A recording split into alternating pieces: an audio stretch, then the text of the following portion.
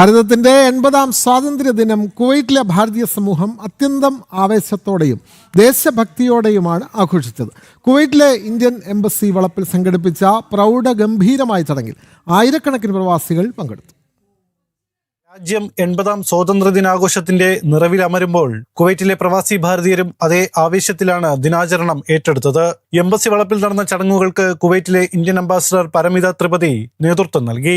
മഹാത്മാഗാന്ധിയുടെ പ്രതിമയിലും ശിലാഫലകത്തിലും പുഷ്പാർച്ചന നടത്തിയ ശേഷം അംബാസിഡർ ദേശീയ പതാക ഉയർത്തി. തുടർന്ന് സദസ് ഒന്നടങ്കം ദേശീയഗാനവും വന്ദേ മാതരവും ആലാപനം ചെയ്തു.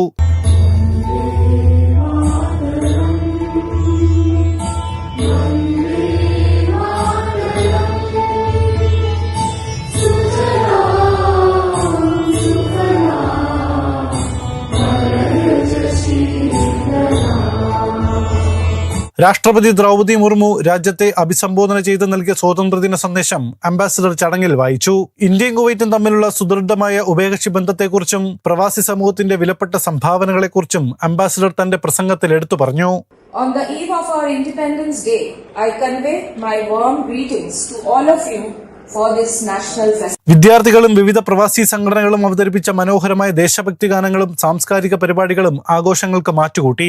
ചൂടുള്ള കാലാവസ്ഥയെ പോലും വകവയ്ക്കാതെ പ്രവാസി മലയാളികളടക്കം 2000-ലധികം ആളുകളാണ് എംബസിയിലെത്തിയത്. പ്രവാസി മനസ്സുകളിലെ ദേശഭക്തിയുടെ ആവേശം പ്രതിഫലിപ്പിക്കുന്നതായിരുന്നു കുവൈറ്റിലെ ഈ വർഷത്തെ സ്വാതന്ത്ര്യദിനാഘോഷങ്ങൾ.